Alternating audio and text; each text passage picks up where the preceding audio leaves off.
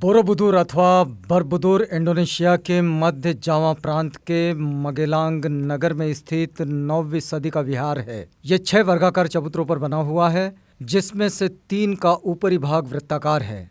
ये 2672 ऊंचाई और 504 बुद्ध प्रतिमाओं से सुसज्जित है। इसके केंद्र में स्थित प्रमुख गुंबद के चारों ओर स्तूप वाली 72 बुद्ध प्रतिमाएं हैं। ये विश्व का सबसे बड़ा और विश्व के महानतम बौद्ध विहारों में से एक है। बोरोबुदुर ये शब्द 2 शब्दों के जोड़ से उत्पन्न होता है। बोरो अर्थात बड़ा और बुदुर अर्थात बुद्ध, यानी कि बड़ा बुद्ध। जावा प्रदेश की भाषा में बुदुर का एक अर्थ पर्वत भी है। बड़े पर्वत का आभास कराता बोरोबुदुर विहार इस नामकरण पर खरा उतरता है। बोरोबुदुर 2 ज्वालामुखियों व 2 नदियों के बीच स्थित है। इस कारण इसकी जमीन अत्यधिक उपजाऊ है। बोरोबुदुर में 500 से अधिक बौद्ध प्रतिमाएं हैं, जिनमें अधिकांश में बुद्ध पद्मासनरत है। अधिकांश प्रतिमाएं निचले मंजिलों की परिधि पर स्थित है व कुछ दीवारों के आलों पर बिठाए गए हैं। दुर्भाग्यवश वर्तमान में अधिकांश प्रतिमाएं शीश रहित है। आम आदमी की रोजमर्रा की जिंदगी का भी चित्रण इस शिल्पकारी में नजर आता है।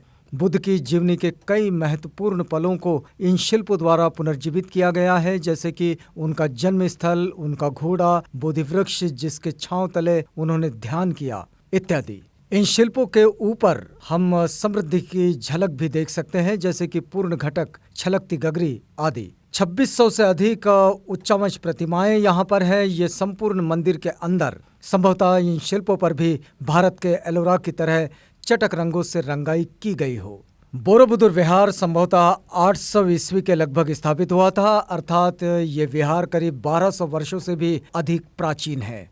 इस समय मध्य जावा में शैलेंद्र राजवंश के तहत श्री विजय का साम्राज्य था। इसके निर्माण का अनुमानित समय 75 वर्ष है। कहा जाता है कि लगभग 15वीं ईस्वी में इस स्मारक का परित्याग कर दिया गया था, जब इस्लाम ने बुद्धिज्म पर आधिपत्य स्थापित किया और विहारों को उजाड़ना आरंभ हुआ।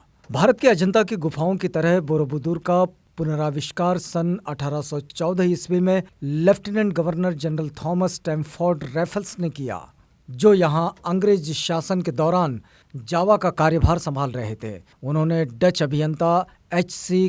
कार्नेलियस की मदद से करीब 20 वर्षों में जमीन खोदकर स्मारक को पूर्णतः बाहर निकाला। इन खंडहरों की खोज के उपरांत इसके पुनरुद्धार पर लगातार प्रयास होता रहा है। रैफल्स को इसके पुनरुद्धार का श्रेय जाता है। सन 1973 में बोरोबुदुर के जीर्णोद्धार का महाअभियान चालू किया गया। इंडोनेशिया सरकार व यूनेस्को ने मिलकर बड़ी नवीनीकरण परियोजना के तहत स्मारक का जीर्णोद्धार का कार्य पूर्ण किया।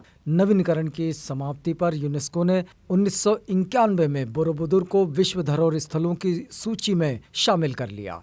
जीर्णोद्धार के पश्चात ये महायान बौद्ध धर्म के अनुयायियों के लिए प्रमुख तीर्थ स्थान व पर्यटकों के लिए मुख्य आकर्षण का केंद्र बना है। संयोग से बोरोबुदुर नाम भी रैफल्स से जुड़ा हुआ है, क्योंकि उन्होंने अंग्रेजी में लिखा था बोर गांव के निकटवर्ती बुदुर का विहार। हालांकि प्राचीन जावा तालपत्र इस ओर संकेत करते हैं कि स्मारक का नाम बुदुर पवित्र बौद्ध पूजा स्थल नगर करेतागमा को कहा जाता है।